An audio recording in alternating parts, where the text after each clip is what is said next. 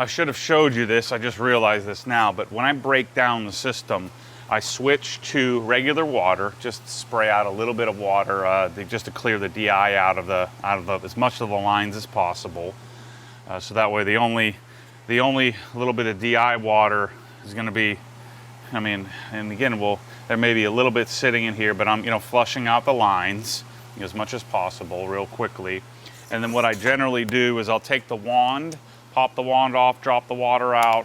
I'll pull the trigger on the gun, get any water, residual water out of that, come disconnect it from the hose and holster it. And then when I'm pulling in the hose, so what I do, so if I were in my garage, or in this case my garage, I don't want to pull it on the door sill or the door or whatever, the door frame. And so as I'm pulling it in, I have one of my beater towels, and I'm just taking the hose and just pulling it through here. And then a hose is all coiled up. I take my plug, put the PP dribble plug on. I need to stop calling it that. So the OG leak stopper plug, I put that on so it stops leaking, doesn't leak at all. Of course, my machine's turned off. And then when I'm reeling it up, so I turn the drag off. And then as I'm reeling it up, so I'm reeling the hose reel up, I'm pulling on and cleaning the hose again. So that's my general process for how I break down my pressure washer. It's hard to explain. If you have one of the portable units, that thing's great. But this thing, just that simple process is so much cleaner, easier, quicker, neater. It's hard to explain because it sounds like I'm doing a lot of work, but it takes 2 minutes to set up and break down. That one probably takes 8 minutes to set up and break down, but it's just a more enjoyable 2 minutes. I don't know how to explain it other than that. So anyway, thought I would share that with you. Okay, where do I start? This is where things get complicated. Well, let's try to simplify this as much as possible. So if you haven't watched the decon series, or decon episode, I guess I should say, go watch the decon episode of the ND Miata, Bryce's Miata here. We got the car prepped, it's inside here. We're gonna blow out all the jams and things as we're taping, but we're gonna get prepped and ready and then assess and then test spot and then polish. So I'm gonna run through here some of the stuff that we have. I'll also to show you the air compressor and the setup that we have there, and then I'll show you where we're gonna blow pads out and all that stuff. So where do I start? Let's start with tape. First thing we're going to do, we're going to tape the car. And so I carry 3 different sizes of tape. This tape is amazing. This is 3M Precision. I don't know if it's hard to find anymore. It's not, because you can go to obsessedgarage.com, but was really, really hard to find tape. But this is I've found to be the best for taping. It's semi-translucent. The thing I like about this, it's not that it's contourable, so it's not pliable like most tapes, masking type tapes, but it doesn't leave any real residue behind.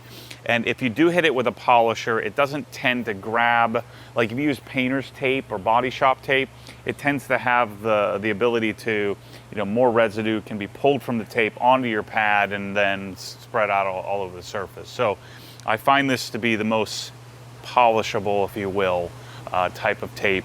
And then it removes residue, completely residue free, which painter's tape usually does as well. It's not that much more, and there's no question to me, this is the standard that you want for polishing. So buy some of this stuff. 1 inch, 1/4 inch, 2 inch. They have different sizes, but these are the sizes that I use. Very rarely do I use the 1/4, so you only need 1 roll of that, but I'd have a half a dozen rolls of each of these, laying around so you can tape the car. So I'll show you in a minute here what we're going to tape on the car. I already walked around it. Then we have, let's talk about, I guess, polishers.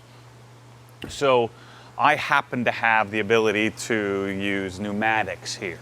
If you've never gotten your hand on a pneumatic, don't, unless you're willing to spend about $5 grand on an air compressor.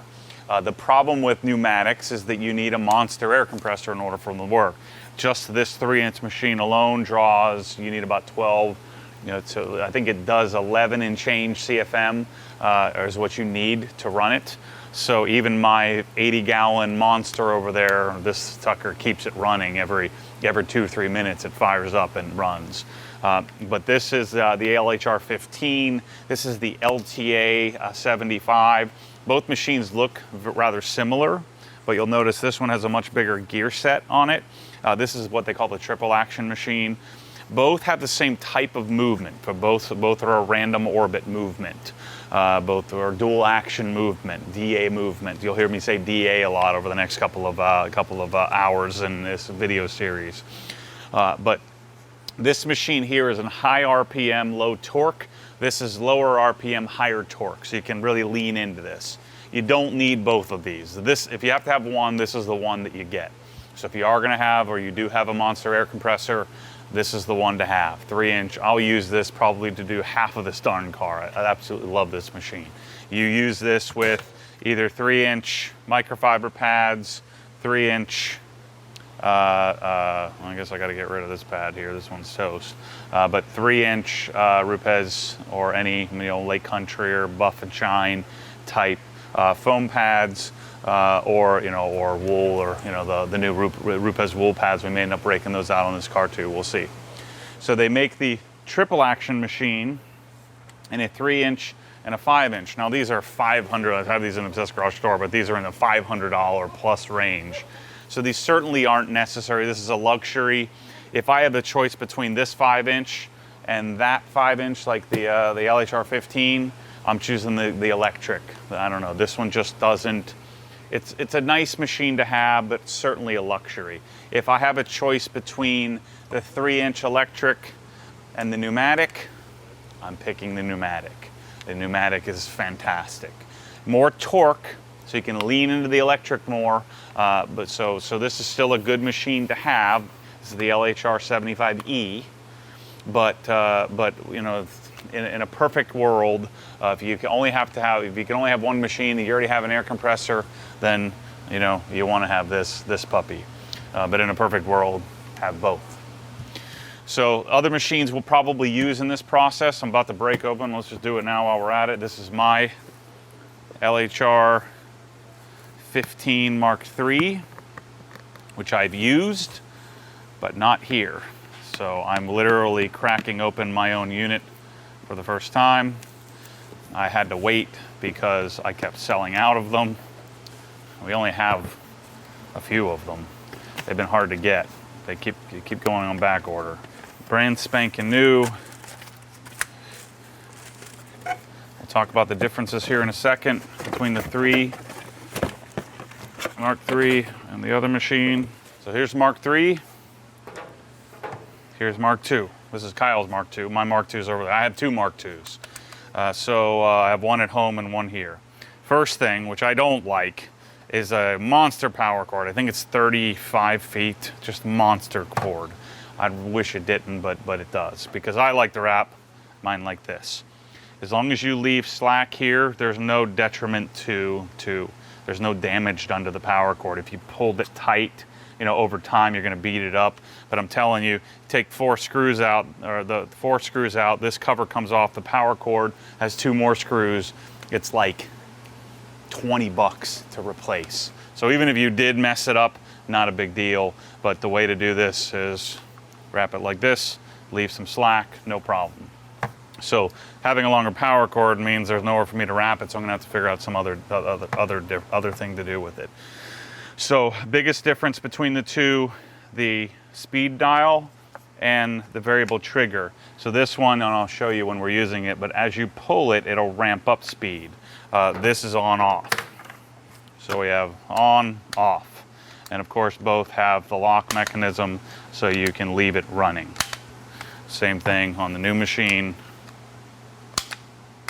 So you'll notice a little design difference. You got the Rupes name. You've got a kind of rubber pad here on the grip, rubber around here that we didn't have on the Mark II machine. We also have dual pads instead of single pad, so it does sit upside down a little bit more stably. And then they've done some tweaking to the software. I swear this machine is smoother. And we also have the new rubber. They put a rubberized grip here, so you have a little bit more tactile feel, when you're holding onto the machine. I think this one looks better, but the new one does feel a little better when you're polishing. So I don't, after hearing Dylan talk about why these machines have this stall, have this here. I don't know if Kyle's machine is Kyle's machine is not washer mounted, but when you put a washer in between, you don't end up with any pad stall. The problem with that is this is designed, the reason why these are designed to be flush up against the shroud, notice these cooling vents. So the way that this is designed, also notice holes go through the pad. It's designed to cool, so you lose the Venturi effect, or the effect of cooling with the machine when you space it out. The problem with not spacing it out, so when you have this stalling effect, when it's spaced out, the advantage is we end up with less pad stall. Now remember, the machine is not going to stall this way, it's going to stall this way because the machine is moving in a dual action, moving like this and like this. So when it stalls, the gear set is still driving it like this. It just stops moving rotationally. So you still are getting a random orbit, you're still getting some work done, you're still scrubbing or you're still polishing, you're just not doing as much work. So you want to learn to keep the polisher flat, and that's why we make a line. In fact, I'm going to grab a Sharpie, make a line on my brand new machine here, and I'm going to work with it. I tend to prefer washer mod. There's also grease they put on, you can even see it. You know, it shows up, there's a little bit of grease on here to help keep this so that it does still rotate and stall less. Now, we'll see. I tend to prefer the washer mod. If you do put a washer in here, you want to make sure you get the proper washer. I'll show you, since we're talking about it and I'm going this deep into it, I might as well show you. All Rupes machines come with a Allen. Nope, that's the wrong way. So I'll show you what the washer should look like. This is from Kevin Brown. When these machines originally came out, he began modifying them right off the bat. So if you are going to put a washer in here, you'll notice this has flat spots on it. You'll notice the backing plate has the corresponding flat spot, so it lines up, and that's what keeps one. So when we're driving all this high torque through this electric machine, the gear set, you want to make sure that there isn't float, backing plate float. So if you are going to take a washer and space it out a little bit, you need to make sure that the washer has that same contour so that you don't want to end up with float. So if you are going to modify, just like modifying your car, you want to modify it correctly. So we'll take our washer, put it back in place, put our backing plate on, and that would be a modified machine. Again, we are losing some of the cooling effect. You're putting this machine at risk. You are modifying the machine. Now I've found that it's not an issue, and I've moderated on this quite a bit after learning the methodology and learning why they do what they do, because I didn't understand. I'm like, this is stupid. Why does the thing stall all the time? Well, now I understand, so I've moderated on this. Before I was like, absolutely washer mod, don't give me that crap. So now you know why they set it up that way. So we'll have Mark II machines, Mark III machine.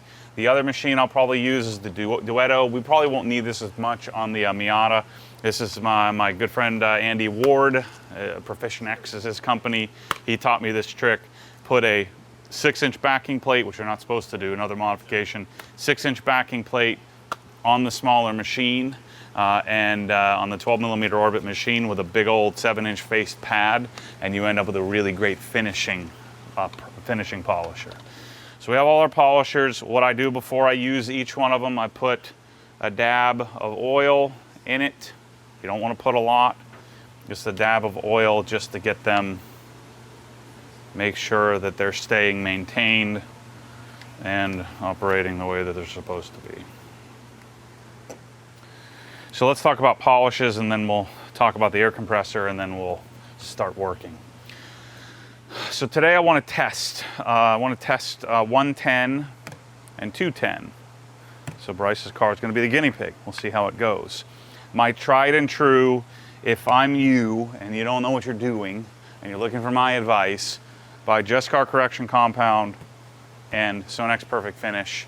Buy yellow pads and microfiber cutting pads and call it a day. And you'll probably be able to get a 90% result. Certain paints that may not work as well, but you'll be able to do really well.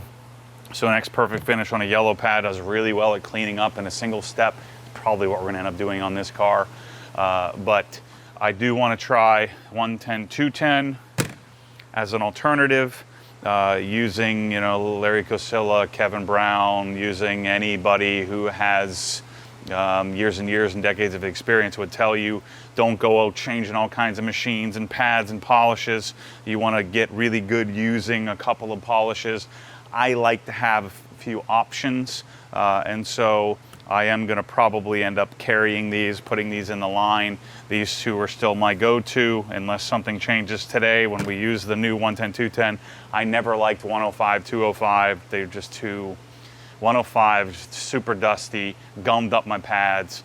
205, I always thought Perfect Finish was way better, so why would I use 205 was my methodology. And then we have 101, which has been around a long time. This is a really, really heavy. This would be the sledgehammer, which we're probably not gonna need on this Japanese paint. So that's our setup. We're gonna try these two. We'll see if we go back to my old tried and true. But I think if you ended up with these and these pads, you'd be good to go. We'll probably end up using Rupa's yellow, maybe microfiber cutting. We're gonna find out here. We're gonna do a test spot. And then Michael Wires doesn't make 2-inch and 1-inch pads for our Nano, so we have some Lake Countries here. These are cutting pads. We got pad cleaning brushes and buttering, so we can butter and clean. And then the other cool thing, another neat little thing that I added to the store, this is my Obsessed Garage Pro-Lock power cord reel. Or no, power extension cord. We're gonna connect these to our Cox reels. But the beauty of this for polishing is that it locks. So we don't have to worry about making the old carpenter's pigtail or electrician's pigtail. So these, you'll see us using these on our Cox power reels. At some point, we'll probably take our Cox power reels and add these Pro-Lock power cords to them. And then eventually what I'm hoping, this is a 3-prong, hoping we're gonna be making some Pro-Lock 3-prong power cord pigtails as well in the future. So that's the product set. Oh, one last thing I wanna mention.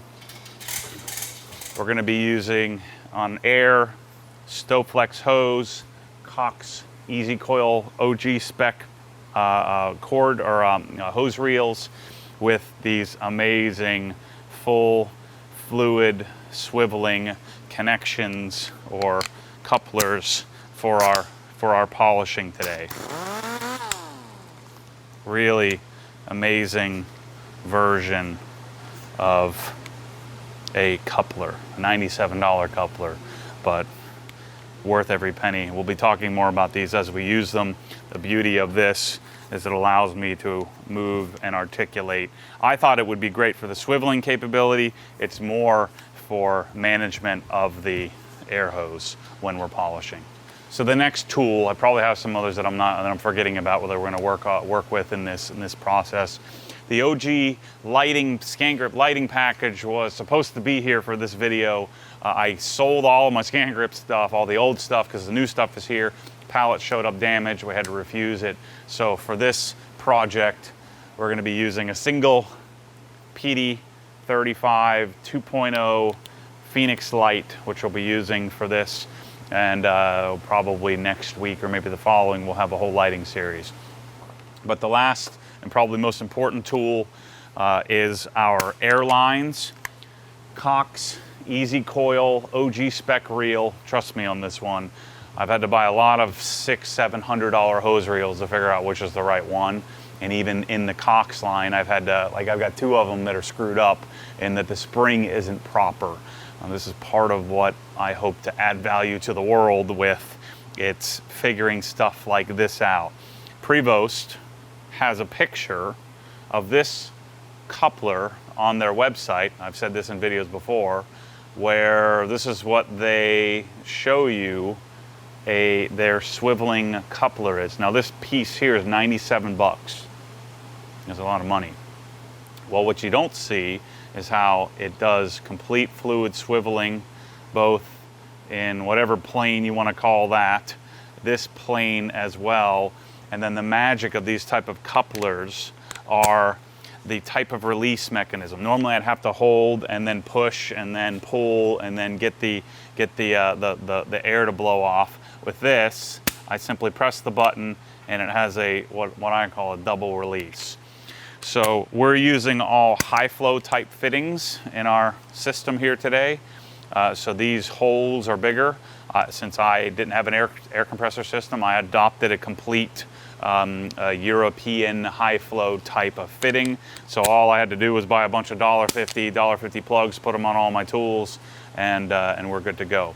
This is a Stowflex hose. This is, I believe Goodyear makes these for Prevost, but this is part of the reason why I had to get a custom spec hose reel in order to accept this hose. But this is a paint grade nitrile rubber, resistant to any kind of chemicals.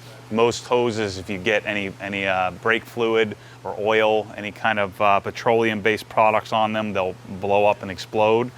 This reel is resistant to that. So we'll be using these today, as well as the Cox power cord reels with our Prolock type extension cords. So let's get started. All right, so tape. Here's what we're gonna tape on this thing. We're gonna tape this black plastic.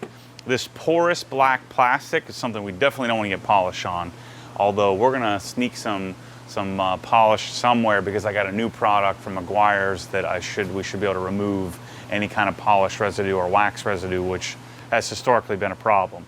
I'm gonna tape this, take the wheels off, tape this trim here.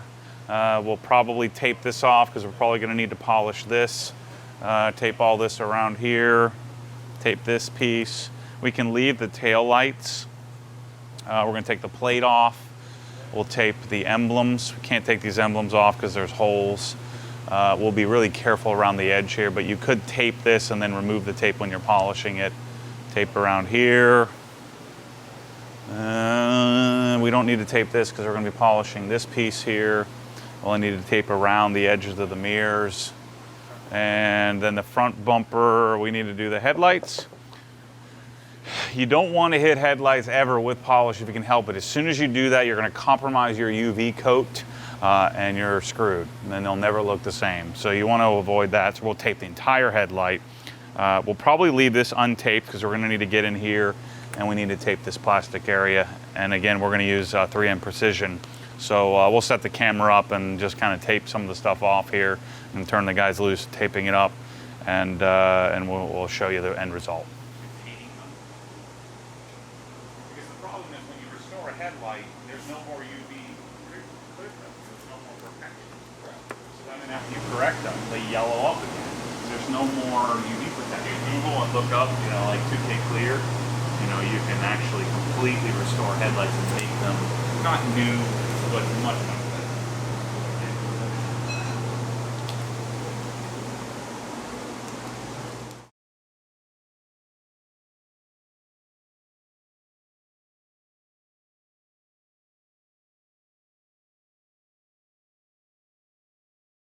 Do our test spot. We're gonna make labels for these bottles too. I can't really blow without a frickin' tooth. Just blow through the tooth hole. Seal your top. I can. It throws the rhythm off, man. Okay, so let's prep the surface. I'm gonna do the hood, and then everybody else can do everything else. We're also gonna figure out if the eraser eats through the blue tips. So I think the way to do is go all the way tight and then back off a little bit. Maybe that'll help with pressure on the tip. So I'm gonna prep the surface here, just from our fingerprints and everything from us messing around with taping. I have a feeling this is gonna be a single step, couple of pass type correction, but we're about to find out. There's a scratch right there. Can you kill the lights for me? tile. So let's see what we're working with here. Not a lot of swirling or anything, just some scratches here and there. The paint doesn't look bad. So because the dealer never touched the car, there's no washing induced marring. Like here's a little bit of marring probably from the clay. There's a couple of lines right here. And so we're gonna see, this is probably gonna be one step. So I'm gonna treat this section right here and we'll see what happens. I hate this power cord. That's gonna be, I'm gonna sell the Obsessed Garage version with a reasonable sized power cord. Okay, new power cord. So normally I don't like to use extensions, but because I have the extension cords in the hose reel, but we're just gonna plug it in. Got a nifty little light that tells us we got power. And I guess I don't really need an extension cord, but the main reason why I want to use this is because I have the lock. So now I don't have to worry about pulling it out. Green light, clicked in, locked. Okay, so we want to start least aggressive. I'm going to take a yellow pad, line it up on my brand new Mark III machine, speed setting 2. I'm gonna prime the pad. We're gonna do some 110, no, 210, sorry.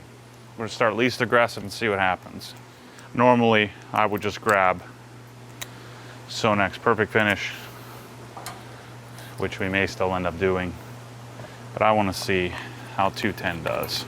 And I normally wouldn't use this bottle, but I didn't think ahead and buy some of the self-cleaning Meguiar's bottles. As with any chemical, you want to shake it up. Because we're foam, I'm going to do this. 1, 2, 3, 4 decent sized dots. Our priming speed is speed 2. Take my power cord, put it over my shoulder. I'm going to take this thing. I need to put a line on this thing first. Ready? So what I'm doing, I'm holding it flat.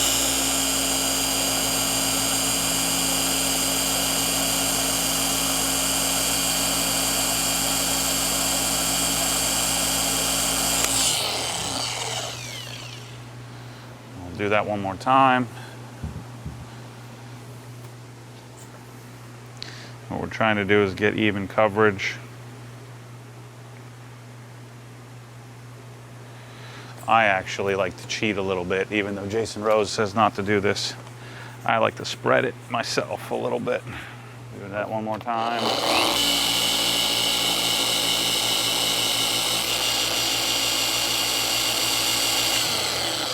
It's hard to see on camera, but what eventually happens is the pad spins a little differently. And then you know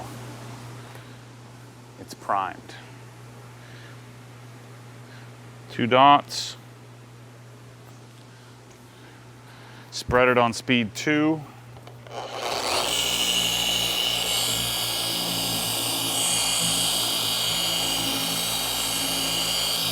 up to speed 4.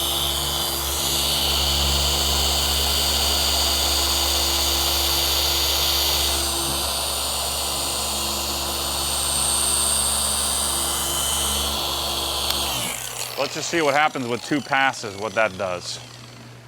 We need to make sure that the towel doesn't mar the surface. Dude, this is gonna be a boring video. 2 pass, 210, yellow pad, dialed in. That's it. I think that's all we need. So this is where, you know, your natural tendency is to make a bunch of passes, but if you don't have to, then why waste our time? One of the beauties of 205 or 210 is it's non-diminishing. And so you don't have to cycle it if you don't have to. So that is one nice thing about having a 110, 210 product in your arsenal versus Sonax that you've got to cycle all the way through to finish it. Yeah, let me do another little section there. I'm gonna blow out my pad. So what I'm doing, I've got a little water here just to kind of keep the residue under control.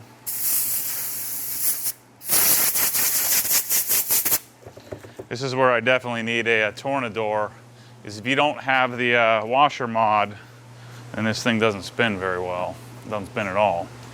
Let me see if this will get that out. There's a line right here. Well, we need another one. I added another. Oh, shoot. You didn't hit barely touch it. Well, it made a mark. There's that line right there. So let's see what happens. I got that.